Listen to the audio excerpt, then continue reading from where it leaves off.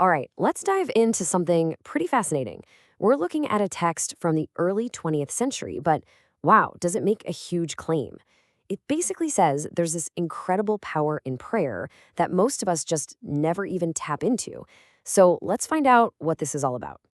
Okay, so it all boils down to this 9 words.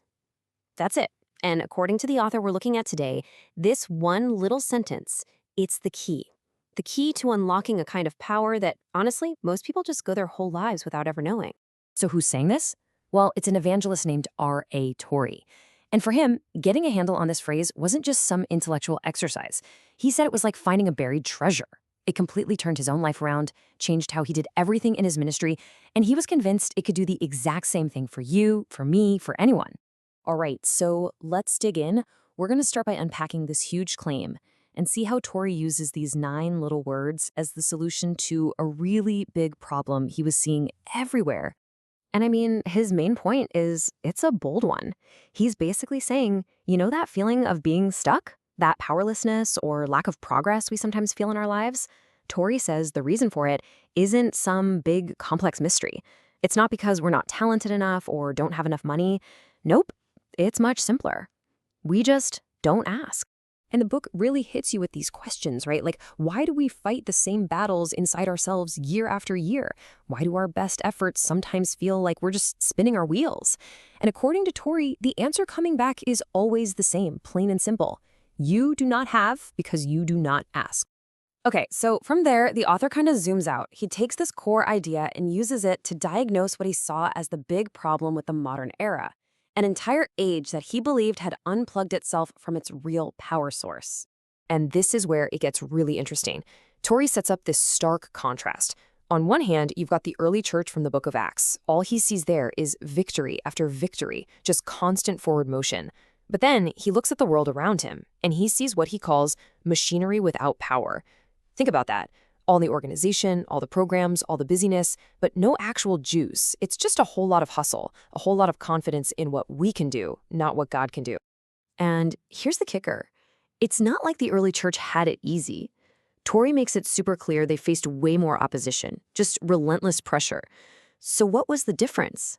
It wasn't about the obstacles. It was that they were a praying church. For them, prayer wasn't just something they did on the side. It was their main job, their most important work. I mean, listen to how high he sets the stakes here. It's pretty dramatic. He paints this picture of the devil just looking at all our stuff, our fancy buildings, our clever programs, our brilliant leaders, and just laughing to himself. Why? Because none of it actually matters, as long as we leave out the one thing that has real power, the power that's only found through prayer.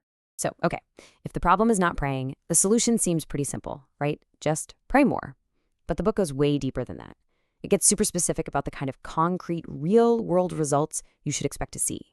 It boils it down to 3 main things.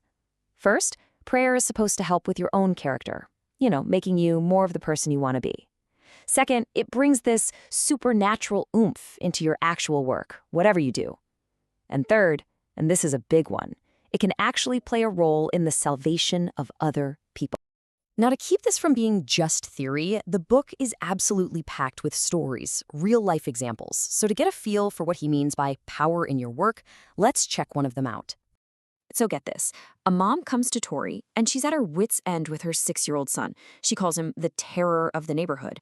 Torrey listens and then asks her a pointed question. Have you ever actually asked God specifically to change your son's heart? Not just wished for it, but prayed with real expectation? And she admits, no, she hadn't. So she goes home, does exactly that, and the story claims that from that very day, the kid was a different person, completely changed. And it's not just personal stories. The scale gets way bigger. The book makes this incredible claim that the entire worldwide ministry of the famous evangelist D.L. Moody was launched because one woman who was stuck in bed read about him in the paper and started praying intensely for him to come to her church. Just one person's prayer. All right, so all of this naturally leads to the big question, right? The practical one. How? If this power is really out there, how do you actually get it? Well, that's what the final part of the book is all about. So let's get down to brass tacks. According to this author, how do you unlock this power? How do you go from just saying words to praying in a way that actually, makes things happen? This is a really important point Tori makes. He's not talking about prayer as just, a quiet, meditative thing. He has this term prevailing prayer, and he defines it as a working force.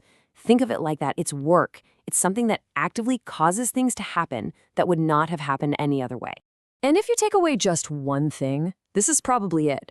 Tori says the number one secret to prayer isn't some complicated formula or fancy words. It's way simpler.